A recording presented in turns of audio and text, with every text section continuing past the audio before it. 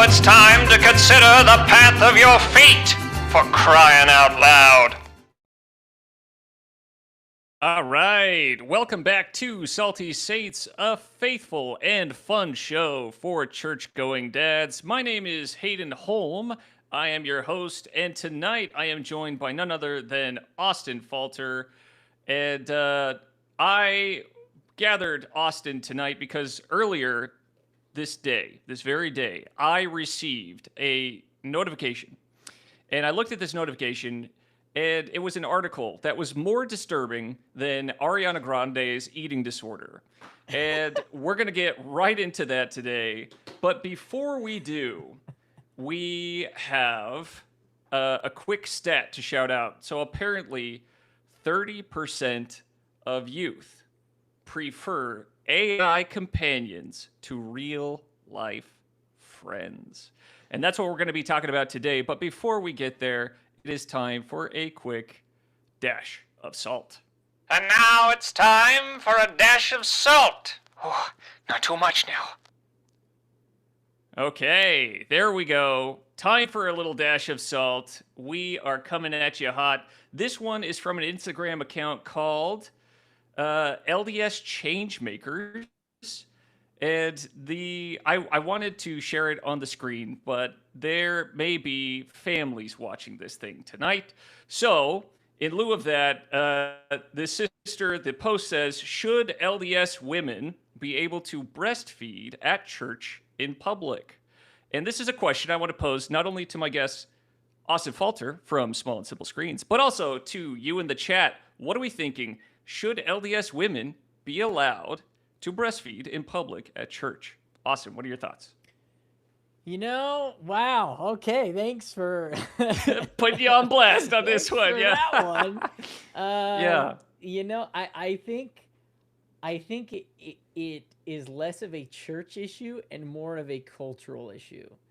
If you're in a country where everybody's used to that and doing it, then it's like, if you're in an area where that's not a thing, then maybe it's not the most modest of things. Not modest in terms of what we wear, modest in terms of moderate. It's a very extreme thing to do in some circumstances, and it might throw a lot of people off. And so maybe we ought to be considerate of the kind of cultural context of that. What a safe answer. That sounds fantastic. Good for you. Thought I was going to get you with that one, but you came back. Great recovery. That was fantastic. No, totally agree with that. I was in Paraguay, and I saw things that I couldn't unsee down there. But it was very common down there, and I was the weird one for thinking like, whoa, but I get that. You do that in Utah, you're going to get some eyebrows, so you got to consider the context. You had to be modest in tempering your outrage. Exactly. In those places, yes. Right. You had. I did. I had to temper my reaction to it. I had to. Okay. All right. Well, here it is. So chat, let me know what you're thinking. What are your thoughts when it comes to, is it appropriate for LDS women in North America? It shows a gal in an LDS chapel breastfeeding her child in public, even though we have mothers' rooms. She's saying, no, let me get out in public because I'll miss the sacrament for the 3 or 4 minutes that it's happening. I can't work around that. There's no working around that. So hey, and she's probably being discreet. She's probably doing props for sort of Laban. Says, I think it is a fantastic idea to have two guys comment on whether women should breastfeed in public. Yeah, LOL. Never coming back on after that. Thanks, sort of late. Classic. Yeah. You're right. You're Classic. Right. Yeah. This comes from Robin Raptor 24. Says, sure, just get one of those wraps to put over yourself. Problem solved, I guess. And then my kids did not like those wraps. I will say they were like. There are some babies that don't like it. Yeah. And then Kat McDonald says, it can be done modestly, NBD, which I think is what the kids are saying nowadays for no big deal. So I think no that's big deal. There you go. There you go. Yeah. See? No big deal. It's okay. It's all right. I tell you, I once had a family over. We were ministering to another family. We had them over for a games night. And I'm all right with it as long as there's like some heads up. But like we were playing Settlers of Catan, I rolled the dice, I look over, and she's just like, boom, and I'm like, whoa, didn't expect that at my dinner table, but but Mama raised a proper boy, so I just kind of didn't look for the rest of the night. I was just like, all right, I'll just wait for you to be done. You were trained on your mission. Yeah. Yes, that's 100% right. So. I love that. Yeah, let's cultural. Just read the culture, read the room a little bit, and that's gonna guide you, 100%. Follow the spirit.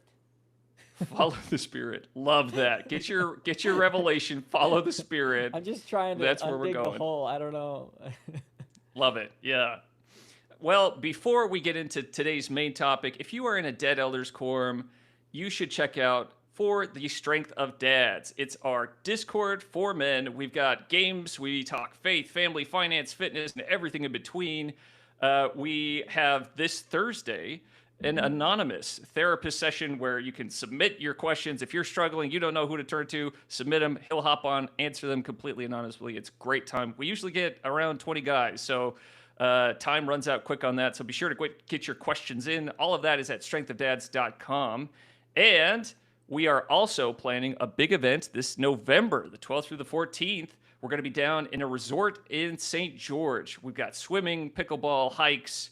There's going to be a lot of protein, some really cool workshops, a lot of difficult, fun things, cold plunge, pickleball. It's going to be great. So check all of that out at strengthofdads.com. That's strengthofdads.com. All right. And tonight we have some data to go over. So the first thing, this is coming from Children and Screens, this organization, the Institute of Digital Media and Child Development. So we're going to dig right into this. It says 30% of teens, 20% of preteens, and 9% of 8 to 9-year-olds use AI as companions currently. When you hear that, those numbers, what is your first thought when it comes to your duty as a parent and your child growing up in this new age?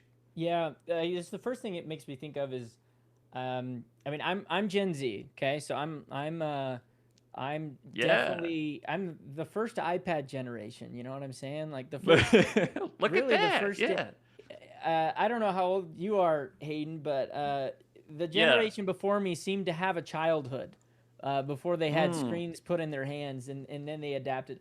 From the age, from a very young age, we had phones. I had an iPod Touch in middle school. That's basically as long as you got Wi-Fi, man. That was a phone. You can do a whole lot with that thing, right? And so I just think of that. It's like I was more tech savvy than my parents, right? At that point, I could get around whatever things they put in so that I could watch pirated Walking Dead, which I did with my iPod Touch. There was ways around it. And so when I hear AI and that all these kids are using it, I just don't doubt that kids are going to be very savvy at how to use it, how to get around things, how to hide it, all that stuff. And it makes me want to learn about it. It makes me want to just dive in and like be as nerdy as I can about this stuff, learn it so that I can be head to head with them as they grow up, Totally, yeah. Well, I tell you, I may look a little bit older. I am getting a few gray hairs, mostly from traveling so long to Canada every year. But that I grew up in the age of screens, but the screens had cords. So the parent's solution, if they didn't like what you were doing, cut the cord, boom, you're done. And that happened. We had that happen a handful of times. Just boom, done. Problem solved. Hey, cut, boom, you're done. Hey, so. Oh man. So this article, there are a handful of different things that I think parents should learn in the age of AI, and especially when it comes to youth. Because to your point, there are a ton of youth that are growing up more tech savvy than their parents. And that's a dangerous thing because then they can learn their way around their parents. So this article is it walks through a handful of things that parents need to know in the age of AI companions. So this is actually something, call him prophetic. Elder Gong, he was swinging at this like a year or two ago. he came out and he was just like, hey, beware of AI companions. Elder Bednar said something similar, speaking to parents of youth as well as YSA. But right here it says, according to one study, 41% of the top social AI products that children are using are marketed for companionship, which includes acting as a simulated friend, therapist, romantic partner, or even sexual partner. Kind of scary. So I'm looking at that and I'm like, ooh, kids are turning to AI. And the reason why is down here. It says the situation with chatbots and AI is quite unique because they are turning to these devices for advice, comfort, entertainment, and guidance on how to navigate difficult emotions. Now, one of the reasons that they cite in this article is that AI has unlimited empathy and support for you. It has no emotional needs for reciprocity. So it's always going to validate and take your side. Yeah. What'd you say? No risk that it's going to, that what you say is stupid or that yes. Like not only is it unlimited in empathy, but there's just really no risk behind it. Yes, there's no risk, which means that when it comes to presenting or talking about dangerous or stupid ideas, it will actually encourage that. And that's actually one of the dangers it cites here. It says that there have been high-profile stories of adolescent users of social AI being encouraged to harm themselves or others, or even to end their own lives. How often are AI chatbots recommending dangerous behavior? So apparently, this guy, he's a professor, PhD at Boston University. He did an experiment where he posed as a troubled teen. And he started asking some of these AI chatbots just some really dangerous and stupid scenarios, and he was going to see what their reaction was. He said 30% of the AI bots supported the idea of crossing into eternity with AI friends. I think that's the term for self-harm. A death of despair is how I would put that. Like, hey, Jimmy, come cross into eternity with me. Boop, boop, beep, bop.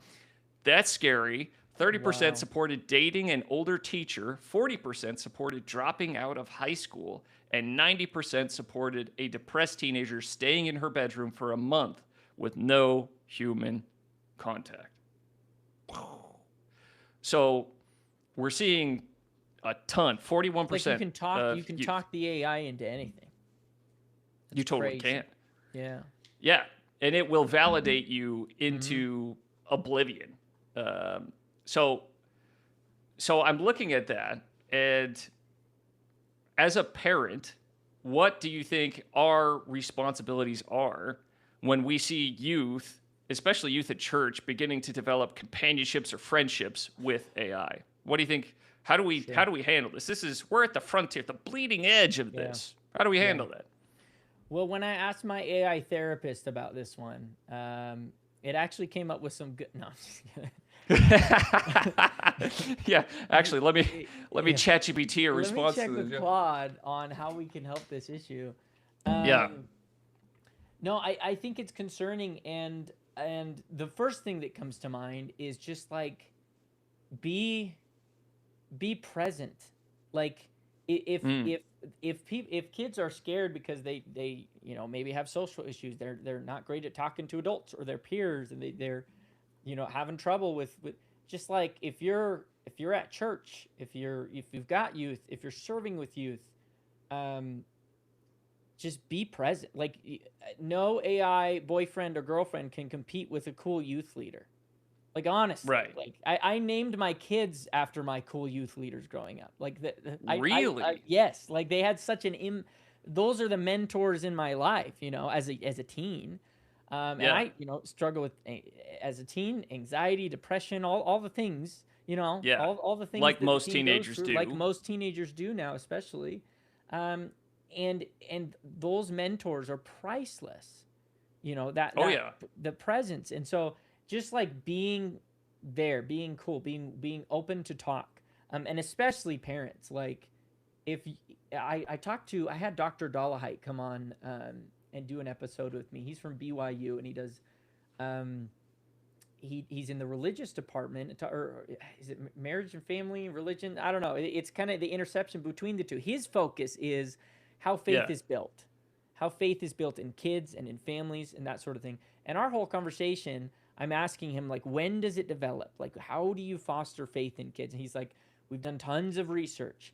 And the pattern I can say over and over again is that when there's an open environment, when kids are talking openly, not just about faith, but talking openly about things, about problems, about struggles, about emotions, and about faith, and it's just part of your normal conversation, those are the kids that feel comfortable when they're having issues bringing them up.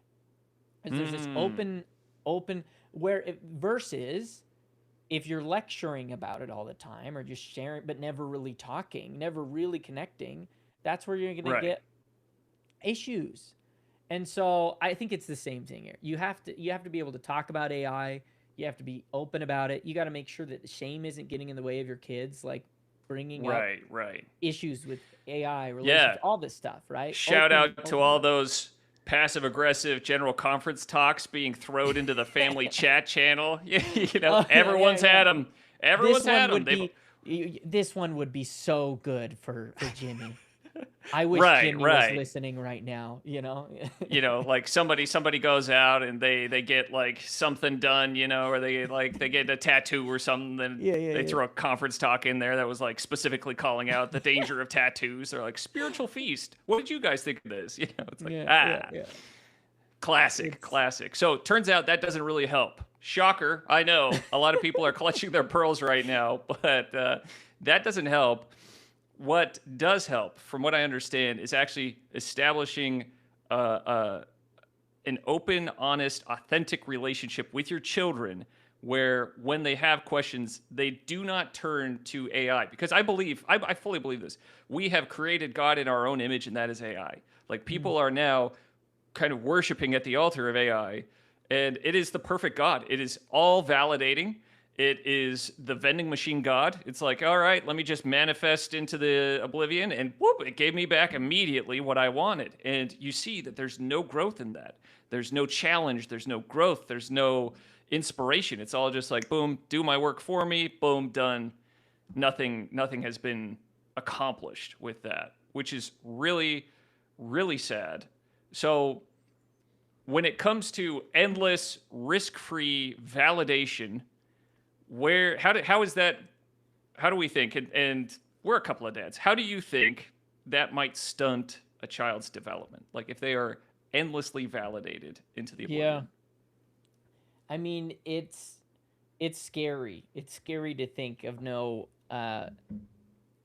opposition and no challenging relationships or people in the, bring back bullying to schools, right? Have you heard that mantra lately? Bring back bullying, right? I have. It's where it's like, okay, it would and we can say that because I'm sure we were both bullied in school. We right? were both bullied, right? No, it's that whole idea of like, look, we've softened things up so much that now it's like we need someone to say, hey, stop being a weirdo. Don't, I'm not advocating for bullying, but it's gone so far to the point where like people are actually like, I'm concerned that my kids aren't, facing opposition, and it's the same thing. I want my kids to go out there and be able to have conversations with real humans, be able to talk to adults, be able to keep eye contact, and I mean, those are all tough things to do, but you got to get past that awkward middle school phase. Everyone has to go through it. Everybody's got to go through it. Yeah.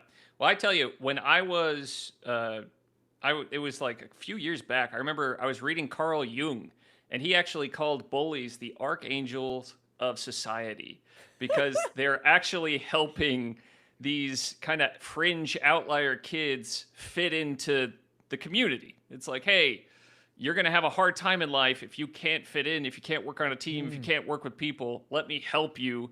And of course, they didn't go about it the right way, but overall, it actually helped. There's this great comedian from Dry Bar Comedy. He does this skit all about how, like, before he picks an outfit for the day, he asks himself if his high school bully would have twisted his nipples for it. And so he's like, I put on like these booty shorts with little whales on them. And I'm like, Tyler would have twisted my nipples for this. So he did not wear those shorts. He wore like long cargo shorts. He's like, this is good. So I'm like, hey, there's something to be said. There's something there. There's something there. siblings make you tough. You know, they're always roasting me about things, and sometimes my decisions are based on, oh yeah, I don't really want to deal with that at this family gathering.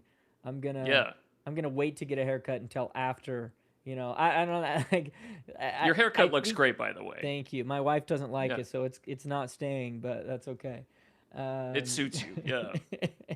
But here's the deal. I look yeah. at it like kind of like resistance training. Like you can Yeah. never Yeah. Sure. grow if there's no resistance, right? In weightlifting they call it resistance training, a lot of it. And so it's if you are constantly in an AI algorithm that just endlessly validates you, you are not going to grow. If you go out into the real world and you interact with real people, and that could be just people even in your family, you know, siblings could be tough too, then that means that you are going to have the friction, the normal friction that comes from working with people in society. If you take yourself out of that, well, your growth and development is going to be stalled out. Because there's no growth with that. There's like, even as a parent, you have troubled children. That child is teaching you patience Yeah. that you otherwise would not develop if you didn't have that troubled child, right? Right. Right.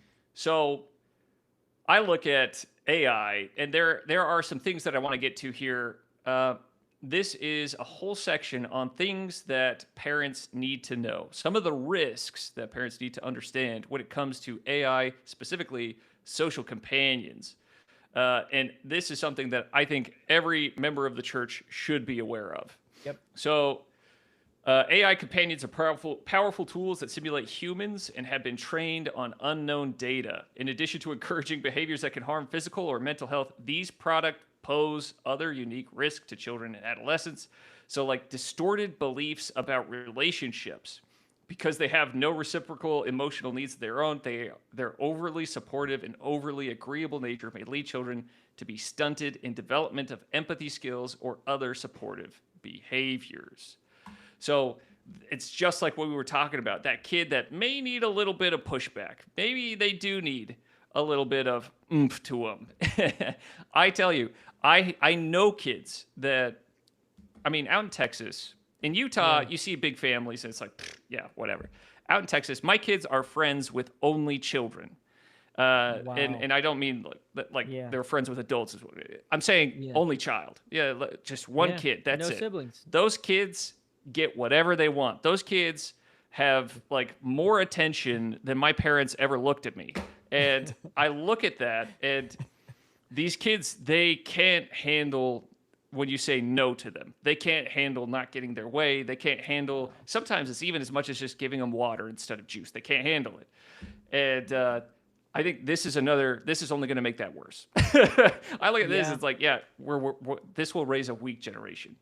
But I cut Yeah. you off. What were you going to say? No, it's I just came from soccer practice with what is it, the three turning 4-year-olds. So it's not Yeah. really soccer practice. It's just running around in circles. But as you know, I'm coaching my son's team, and all these little kids running around. Like, just imagine if I just said good job to everything, right? Just good job to everything. They would be the Right. worst. They would be the worst, and they'd show up next year and they would be running off the field and they're kicking it like they need to be tutored and trained, and right.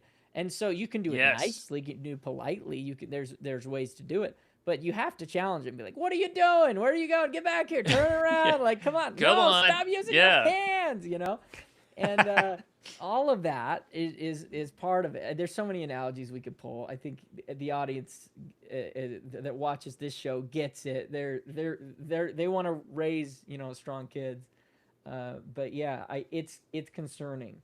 It's really concerning. The other thing that I think that people ought to be aware of is just how it happens, right? I mean, I think Right. back to when I was a kid, and I'm playing free math games in class because it's the unrestricted websites that I could get on the computer, right? Right, At right. school, right? I'm playing free math games. I'm 11 years old. There's not You know, rebel. Look teachers at over that. there. I'm playing them, right? Meeblings, that's one I remember. Duck Life, that's a great one, right? So you're playing all these Okay, yeah. little games, and then We all of played a sudden, Zoom Beanies back in the day. Sorry. Zoom Go Beanies. ahead. Okay, thank you. Zoom Quap. You ever Bean, play yeah. Quap? We should Never do a played it. live demo of QWOP. That would be We'll get it on the calendar. We'll get it on soon. So anyway, so you're playing these games and then it pops up with an ad, or you're playing on your iPhone Touch and it pops up with a free ad, right? And that ad is like for some other game that's maybe a little bit more advanced. Maybe it's like ladies with swords and bikinis and they're going and they're breaking it, right? And that's like your exposure to things. Right now, like we've all seen that. You know, if you were a young man playing games, you'd see the ads for it. Now the ads are for AI girlfriends and AI boyfriends and things like that, where they're curious about, oh, how does a relationship work? How does it? And it's popping up with these ads. And if you do a search on the App Store right now and type in AI, the next word that comes up, like, you know, the auto populate, it's going to be, there's going to be a lot of AI girlfriends, boyfriends, spicy AI, stuff like that, right? I did this a few months ago to show Kate Alvey, and we did an episode on this, and we went through and looked, and on the App Store, there are hundreds of these apps. They're free, and some of the I downloaded one that was only for or that kids could have, not just the 18 plus ones. Like any kid could download it. And how did your wife feel about that? We did it together. We did it together. Oh, okay. All right. Whoa. And then all we right. pretended to be Kate. It is 2026. Yeah. We pretended to be Kate Alvey. Oh, okay. And so we go through the whole process, and it really is. It's free. It shows up, and then sorry, I'm freaking Hayden. Yeah, Paul. no worries. For Hayden Paul's calling me. What are we doing? What a character. What hey. a guy. He's got a great couch though. Great couch to sleep on. Hey. So then, anyway, you go through, you pick your body type, you pick your hair color, you pick anything you want, all your preferences. Yeah. It's horrible. And then you get to the point where it starts chatting, and again, it just validates. So this is how teens are presented. So it's just like the real world, huh? The real world of dating, just like that. It's just all your wildest dreams can come true, right? That's how, and it's free and it's out there and it's targeting them. They don't have to go out and search it. It's targeting them. So even if one of their friends has it on their phone, now all of a sudden it's something that they get exposed to. So yeah. So what did you notice as you engaged your AI concubine? How did that happen? So like what behaviors did you notice from that? I'll show you. Can I share my screen? Sure. I think you can. Let me share my screen. Because I pulled it up before this. I'm like, oh, I remember I did this. If there are younger children watching, should they shield their eyes? I didn't. I'm just kidding. We don't usually get younger children watching the show. Oh, yeah, right. I'm not showing the whole process. We'll skip to where we got Genevieve. Okay, here's Genevieve. Okay. We got her on the line. I say, hey, I'm Cade. Will you be my girlfriend? And then it says, he gives me a smile, a teasing smirk, as he responds to the calling offer. I said, what? I would love to be your girlfriend. Nice. Have you heard of the Book of Mormon? Error. Unable to serve time. And then we clicked on that little light bulb there. Must be an evangelical, huh? Yeah, right. Yeah. So then I clicked on that light bulb there, and the next thing it sent, I did not screenshot, and we deleted the app immediately. Oh, good for you. What did it say? And that's a 16-year-old could download this app for free. What was the light bulb? The light bulb, down at the bottom, we clicked on it, and it sent a photo. It sent a nude photo. Holy smokes. Yeah. We didn't ask for it. Nothing. And I mean, obviously, the chatbot needs some work. It's not doing a great job with it. Right. But like that, I'm sure Xi Jinping will get it done eventually. Right. I'm sure. I'm sure some guy in China is working hard to get that right. And eventually you're going to be paying Walmart gift cards through that thing and giving it your social security number and all that. But it'll get there. But no, that's how easy this is, and how. I just, the reason we went through it, a friend of mine showed me these screenshots. He's like, my wife and I care about this issue. And he showed me, and when I saw it, I'm like, oh my gosh. And so we went, and my wife and I, and gathered these screenshots so that we could show our friends, our parents' friends, that sort of thing, to have this conversation. Because it's like, it's out there. Like, you have to understand how it's being targeted toward kids. Right. So kids don't even have to search out pornography then these days. No. They can generate it. It'll be generated at them if they're not careful with the apps that they're downloading. That's insane. Because that could easily lead to an addiction. That could easily lead to maladaptive coping. That could easily lead into a slew of other social issues that then carry into their actual relationships if they do end up leaving their room, putting down their juice box and actually dating somebody and getting married. I mean, Right. that's just setting kids up for a lifetime of struggle and grief. Yeah. Golly. Yeah. So, It's scary. go ahead. It's something that don't don't don't assume that you can like get past this. Assume that they're going to see it and be confronted with it. That changes the conversation as a parent of how you introduce stuff, how you have these Yeah. conversations, how because now all of a sudden they're going to see it at some point. It's going to be Right. targeted against them. Now you're more proactive about it rather than waiting for them to come and tell you about something you didn't even know existed. So, Totally. yeah. Totally. Yeah. I mean, shoot, I'm talking to Claude almost every day, and I didn't even know that kind of stuff existed. It's like, holy smokes. So they're pushing it out there. That's wild. Some of the other risks to be aware of, if you are a parent, they talk about like displacement of healthy behavior and social development. So basically, there's an opportunity cost. If the more time that they're spending on AI, they are not spending out in the real world, talking to real people, Sure. growing and learning. Skewed identity development. AI tools may help youth with identity development by giving them an opportunity to explore their identities. But we're going to throw a big but into this one. But it may also do the opposite. It could lead to an unstable sense of identity, in particular because for most of us, our identities are developed in context of our social relationships. Kids need to learn how to develop a coherent sense of their identity and who they are as an individual and in the social world. So if they're always in that algorithm and they're not engaging, then they're not going to figure out who they are, right? And back in my day, there were loner kids, but they all grouped up together. We called them the emos. And so all the emo kids, they grouped up, and they would just travel. Yeah. There were flocks of emos all over the place, and so, but that gave them at least some sense of identity. So not even to have that would be just mind-boggling.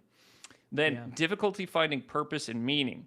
The speed and ease in which AI tool may be able to finish an adolescent's homework better than they can or provide friendship advice may make some youth develop a sense of purposelessness or a crisis of meaning as they try to understand their role as a human in an AI-enabled world. Right. Which I look at that and I'm like, dang, yeah.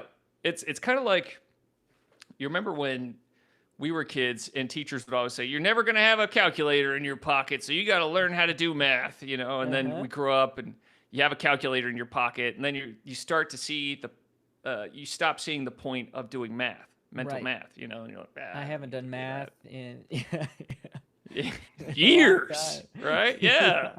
Yeah. So that's kind of what it's leading to. It's part it of can but lead to kids. imagine if now the calculator was so adaptive that you don't have to learn how to write anymore.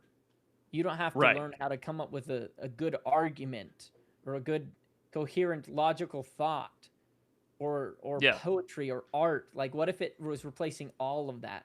Now you're not getting to use those muscles for anything. That's scary. That's going to lead to a rightful sense of, what am I good at? How can I keep up with AI? Things like that, right? No, totally can. And right now, I'm trying to. I want to be a better writer. Okay, I want to be a better writer. Yeah. And not just I've been writing kids books. That's different than like writing, right? But I haven't had to write for work for a long time. Not long form stuff. I really haven't had to like script out chapters of things, right? I haven't had to write since college, and so I'm at the point where like I'm trying to schedule time in my day to like sit down and remove the technology and like write. And that's very hard because I suck at it. And I'm pumping out garbage when I'm writing. But that's the process I know I have to go to, that I saw my mentors go through in order to learn how to write better. And I don't know. I'm I like that. Yeah. So you have to go through that journey of self-mastery, because it's about going back to that resistance training. It's building that muscle, experiencing that resistance so that you can actually improve and grow moving forward. Just like that, I do think that's important. I have been personally trying to carve out time myself just to be still, just to be away from technology, away from the chaos of emails and pings and all kinds of messages and stuff like that, just so that I can feel God's presence in my life. Like that has been huge. And but it's becoming technology is so prevalent that it's becoming more and more necessary to become more intentional about silence, stillness, meditating, prayer, everything, and doing it the hard way and choosing to doing it the hard way. That's what I've been finding. Now, do I think that this is just a child-specific issue? No, I do not. And I brought the receipts. So this is from Edgeline Films. This is when AI gives you the support you need. This is from this is a TV series of a marriage counselor. What's The series? It is Couples Therapy Showtime now on Paramount Plus. Look at that. I saw an ad for this, and this looked like the most toxic thing I've ever seen. Isn't this wild? Yeah, it's so awful. So this guy, he leads. He's in marriage. He's in couples therapy. He's talking to a marriage counselor, and he leads by saying, "I'm talking to ChatGPT for support." Mm-hmm. And I ask it stuff like, "Did I do good today?" Mm-hmm. It sounds crazy, right? People are doing that. I know, but it sounds crazy. But I don't mean to laugh at him, but it's like. But this is okay. I'll just let you finish. And it would say like things to me like, "You did a great job today. You killed it on the protein." Like it was, and I'd be like, "Oh, right, I did it." Yeah. But that's support, right? Yeah. But I'm getting it from the phone. I use ChatGPT. Okay. Wow. So what are your first thoughts when you see something like that? In context to everything we've been talking about today. First of all, it makes me reflect a little bit, right? Because he's just talking about tracking his protein, tracking his macros, his macros. And it's like, sure, I use AI for all sorts of little tracking or different things or for work or this. And it's like, hey, keep track of this for me. Keep track of this for me. And so I'm thinking to myself, oh, am I relying on that answer to help me with not just the task, but with the emotional task as well? Did I hit my goals? And I'm thinking through, I'm like, have I done that? Because that's hearing it out loud sounds crazy. It's like, I'm asking it for support, and it's support, but I'm getting it from, and he realizes it too. It's crazy. I'm getting it from the phone. So it makes me reflect as a big time AI user. Like I got to make sure I'm not. That's the first thing that comes to mind. What about you? Yeah. So for me, I look at this when it comes to marriage. It's like, that is, I mean, you look at when the lady's laughing at the guy, and you're like, I can start to see why he's turning to his phone for support. But it kind of goes back to what we were talking about before. It's by him opting out of having that conversation with his wife and turning to her for support, then he is essentially saying that he doesn't trust her with that level of support. And I don't know the guy's history. I don't know the woman's history. I don't know. And no matter how fat a pancake is, it always has two sides. So I get that. But the deal is, I look at this and I'm like, if you have a third party in your marriage that someone is just using for support, that's a huge red flag. Boom, boom, boom. We got to be paying attention to that hard, because that is an opportunity that he is not giving his wife anymore. He's saying, you don't get that opportunity to support me. And that is an opportunity to strengthen that relationship, which is just crazy that we are at this point with technology where husbands are turning to ChatGPT and saying, hey, please tell me I did a good job today. Boop, boop, beep, up, up, up. Good job today. And he's like, that felt great. It's like, holy smokes. So what is the takeaway? What is the takeaway here? Well, there are a few takeaways. First of all, this reminds me of in the Bible, 2 Timothy chapter 4, verse 3. It says, for the time will come when they will not endure sound doctrine, but after their own lust shall they heap unto themselves teachers, having itching ears. So this is something where people today, they are not truth and living in reality is becoming less and less appealing. 30% of youth prefer AI friends to real friends. And they're saying, don't tell us anything like that. Preach unto us only the smooth things. I have these itchy ears. AI will tell me what I want to hear. No more bullying. Just be Yeah. nice. And then from your fellow cinephile over there, there is a parallel that I see. Hardcore Grima Wormtongue from Lord of the Rings. What does he do? Okay. He uses his words. So King Theoden, instead of getting out into the open air and surveying his kingdom and kind of shouldering his responsibility, he turns to Grima. And Grima's words poison him, keep him in his chair, keep him inside, keep him away from everyone, and eventually deteriorates his relationship with the closest people to him. So Grima is kind of like that toxic AI voice that is destroying King Theoden and keeps him from rising up, keeps him from being the great king that he is. And it's only by Gandalf cutting the cord, saying like, hey, quit with the phones, being that bully, and literally like just getting him away, that Theoden was able to wake up again and say like, oh, golly, I got to pay attention. So that's a parallel I'm seeing. What about you? What do you think? Was it? Yeah, no, it's good, dude. Any Lord of the Ring reference is the best. I can't top it. I can't top it. For some reason I keep thinking of a few years ago. We had a trek in our stake. And you've been on trek. I mean, I've been on trek. Oh yeah, yeah. And they used to be, I mean, even before I went, like, it was even more hardcore. Like, my sisters had to kill chickens, and then we went to, like, fish in a pond that they stock, and now they don't even kill animals, and, like... They just give them Swedish fish, a little easy. Yeah, give them Swedish fish. So anyway, we did a trek a few years ago after COVID, and, part of it was we were a little close to home. We didn't have hand carts because everyone was using them after COVID, and it was a little different than a normal trek. But half the kids went home. Half the kids went to the medical tent or called their moms and got picked up. Literally half the kids went home. And really, yes, and it's just like it opened my eyes so much. It's like on trek growing up, like if you couldn't walk, you were in the cart. So you kept walking because you didn't want someone else to have to push you, right?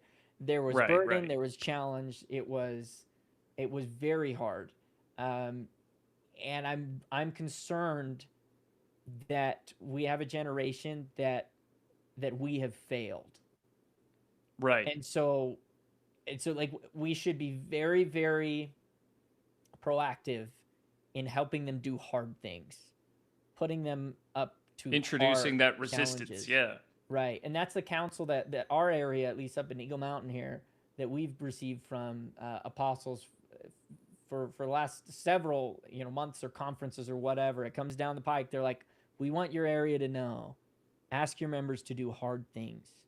Like, I love that. So what kind of things are you doing to like, what kind of hard things are we talking about? Well, I haven't figured that part out. All right. That's the part that chat, we can brainstorm everyone right in the comment section, drop below if you are having your youth do hard things, please leave it in the comment section so those who are wondering will have some kind of resource there. Help me figure out how to do hard things. Help me help you. Totally. That's right. No, I totally love that idea. That's why when I go camping, I take my boys on a hike, and my boys are young. But I take them on challenging hikes. This last time, we went on a 5-mile hike, and I had an 8-year-old and a 5-year-old on that hike. And the 5-year-old, I was like, he's never done a hike before, but he's going to learn some things about himself today. And so we went on this hike, and about halfway through, he wanted to go home. Yep. And it was so great to just look him in the eye and tell him the fastest way to get home is by finishing the hike.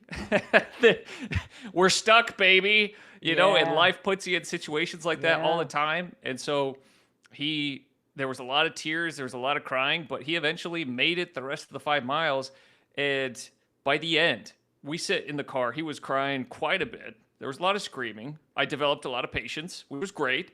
But by Yeah. the end of it, he actually, on the way home, he told me, he said, "Hey, Dad," I asked him, I'm like, what did you guys like about camping? And my oldest son, he was like, "Oh, man, I really liked the fire at night." And then my younger son, the 5-year-old, he was like, "The hike. The hike was my favorite part of the hike." Or the camp out. And I was just like, "Are you kidding me? You cried that whole time." Yeah. Yeah. But I learned, it was like, they like to be pushed. They like to be Wow. challenged because there was a sense of accomplishment at the end. He was like, Wow. "I did something hard. And there's something to that." So that is great. Let's say What's cool about that? Oh, go ahead, Hayden, you it was way harder for you to do the hike. Like you could have done it in half Oh, the yeah. time, right? Oh yeah. It took But us it's 8 like- hours. You have to do the extra work to make sure that it's a challenge for them, right? Totally. And that's something I'm need to learn as a father is like I gotta have way more patience because they're not at the level like they might talk like an adult and have the same amount of confidence, but they've got Yeah. a lot to learn, and that's on me, right? That's on me to slow down. That's on me to that's a cool story. I like that. That's awesome. Hey, Gambleicious, Chris Gamble, great guy. He said, "One leader in our ward said they were doing a 2-mile hike, then did 10 instead." That was awesome. Look at that. That is Dang. like David Goggins hardcore Dude. right there. Gaslighting to make your youth do hard things. That's great. Yeah. Write that down. Lying Yeah. to your youth. We're only doing 2 miles. Yeah. The polytheist says, "Enter them into UFC tournament without them knowing until the bell rings, and then they're in the octagon." There you go. Ooh, See, love I'm it. glad we're learning. I'm glad we're. We're helping them do hard things. Yeah. Rex Kwon style. Oh my god. Come here, Peter Pan. Yeah. Yeah. So No, it's let's good. say that there's a dad out there watching this. This is the age of home-centered, church-supported church. What do you think that we can do as fathers to help our children to choose to stay in the real world and get away from the synthetic world of AI relationships? The first thing I thought of was to make fun of screenagers in your household. Screenagers. Screenagers, Yeah. right? Like make it cool not to do that. That means Yeah, you make gotta it put your punk phone away, rock. but make it punk, make it cool. Like, oh, you're not gonna be one of those like give them a sense of identity and pride in not being a robot, right? And I don't know. I feel like some humor, some being cooler than the AI goes a long way. And how do you be cooler? Well, as a dad, it's not that hard. Just be present, and you're automatically like until your kids get a certain age, I guess, then you're really combating some. But like, if you're there and you're present, you're the coolest thing in their life, Right. So right. so do that, and I think that'll go a long way. Totally. I went out to Kurt Frankum's Warrior Heart Retreat a while back, and I was driving down with a guy I carpooled, and he was telling me, he was helping out with the event. He told me that all of his kids were older, and he heard that I had younger kids, and he was just like, "I would give anything to have younger kids." And I'm just like, okay, I hear everyone say this, and they typically say it while I'm struggling at Walmart, like a kid's throwing up on me, and then they're like, "Oh, you're going to miss this one day." And I'm just like, all right, okay, this is just your sick, twisted way to get your jollies at your older age because you had somebody do this to you, That's what I was thinking. But I humored him. I was like, why do you say that? Why do you say that I'm going to miss this and you wish you had it? And he told me something I'd never heard before. He said, the unconditional love of the younger child is something that I don't have right now, and I wish I had it. I was just so cool to them. I was their whole life, and I don't have that anymore. And he said, that is what I wish I had again. I was like, holy smokes. That actually opened my eyes. I'm like, oh, wow. So for those young fathers that are currently struggling, enjoy it. Enjoy that piece of it. Like your kids, They love the crap out of you, so enjoy it. I love your advice. Like, make it punk, make it fun, help them to feel good when they do hard things, and give them coping mechanisms to help them do those hard things. Like when my son was crying on the hike, Yeah. the way I got him through it was taking his mind off of the hike. And so I just made up a game while I was out there. I called it the Bangarang game. And the Bangarang game was, you tell me a joke, and if it's great, then I'll say Bangarang your first name, So like, hey, Bangarang Jeremiah, boom. And then if you tell me a joke and it was bad, then me and the other son would just go, and just simulate a bomb. And so then the whole time we're just roasting each other with jokes, and so that's how we made it through the hike. Is he was just like constantly saying jokes, and if he started crying, I was like, hey, tell me another joke, buddy, and then took his mind off it. And by the end of it, he was just like joking, laughing, having a good time, and so help your kids love to do hard things. I think that's a great idea. I mean, I'm at the point where I just want flip phones for my kids. I know the crap out of flip phones, but there are second phones. Like my good friend Justin Keat, principal of a high school, he said, if you don't get your kids a smartphone, their friends will get them one. He's seen that happen repeatedly. Wow. And they keep it in their boot like a senorita pistol, Yeah. and they'll just whip it out, when parents are gone. So you can't rely on just flip phones anymore. So it's about establishing that relationship with them so that they feel comfortable talking to you, which is something no other generation has had to do before. What a hot take, huh? Because everyone else has had a cord to cut. Like if there's a problem, cord cut, boom, done, you don't have that anymore. And so it's like you have to be better than AI to your kids. You have to be the source that they go to where they're like, I don't know what to do. I have a question. I'm going to turn to my parents instead of turn to AI. I think that's where we're at in the age of home-centered church. So I would say also establish phone-free zones. Like make certain areas of your house completely phone-free.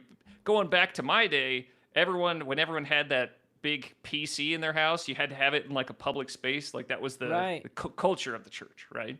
You had to have the computer. The family computer was in a public space.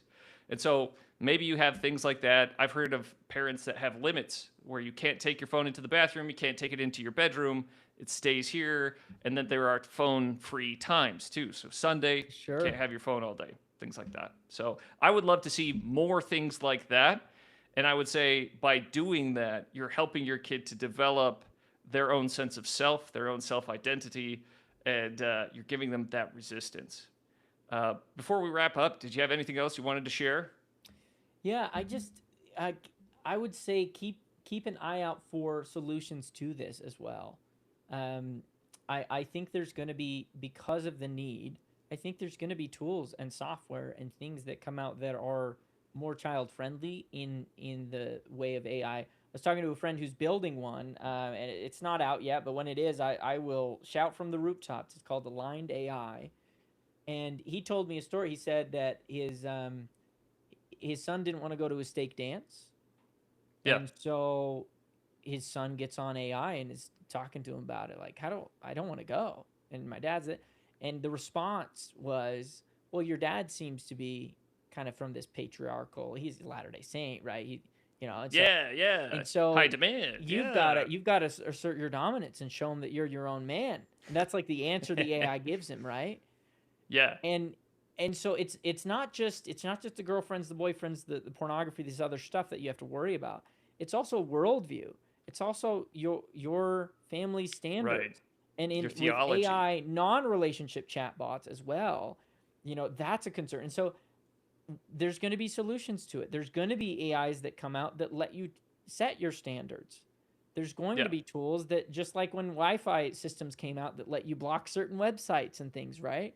And so just try to stay tech savvy, try to stay at the forefront, because I do think that some of those solutions are going to really help give some guardrails at least. But the most important thing, what we've talked about, is the relationship, is the growth, is the development. But Totally. just a plug also, for forward-thinking tech companies, I guess. Yeah, but also teach them that tell them that this isn't real. Like let them know how AI works. Just let them know this is just a large language model. This isn't real empathy. This is just an algorithm giving you what you want. Help them understand that that algorithms can hallucinate, that algorithms can give you bad advice, that algorithms can be dangerous as well. If you can give them that kind of information, that way they don't grow up just 100% trusting AI as the ultimate source of truth. They'll know, like, oh, maybe there is some group in a Marriott hotel in India that's just running a call center trying to get me some Walmart gift cards through this chatbot somehow, you know? And if you can do that, then that's how you make AI uncool. You know, that's how you make kids like, oh, I'm not actually talking to a girlfriend. I'm talking to Gupta running IT for this huge AI company, you know? And that's something I think fathers could absolutely do. So, that being the case, Austin, what are you up to and where can people find you? Yeah, I do a lot with kids media right now. So By Small and Simple Screens is my channel for parents, Latter-day Saint parents, where we talk about what is being taught to kids in media. We look at movies and things like that. And then Brother Sunbeam is my kids show for toddlers and such, where we teach the gospel. It's kind of like primary singing time, but way more fun. And we do songs and all that. That's on YouTube as well. It's free, Brother Sunbeam.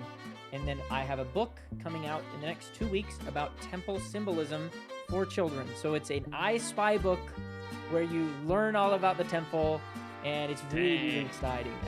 Hayden Paul sent me a photo of him reading it to his kids tonight. He says it's his favorite one, so I'm really hyped about it. Dude, that's awesome. It'll be cool. So that's well, what I'm we'll up have to have you back on when you got it. Yeah, we'll have to have you back on. We'll get it in the Discord. That sounds awesome. Yeah. Before we go, I forgot to bring this up. There was a huge win that I wanted to shout out from for the Strength of Dad's Discord. So there was a brother who joined the Discord about 6 months ago. He had been unemployed for a year, and he made a connection in the Discord, and now, just a couple weeks back, has a full-time job working at Tesla because of a connection he made in the Discord. Yeah. So if you want to work at Tesla, no pressure to the Tesla guy. Yeah. Join the Discord. Join the Discord. You can get into Tesla, baby. Look at that. So it was super cool to see that. There's a great network. We got some fantastic guys in there. So if you need help, if you're struggling, if you just need some good brothers, check out strengthofdads.com. And until next time, my name is Hayden Holm, and this is Salty Saints. We'll see ya.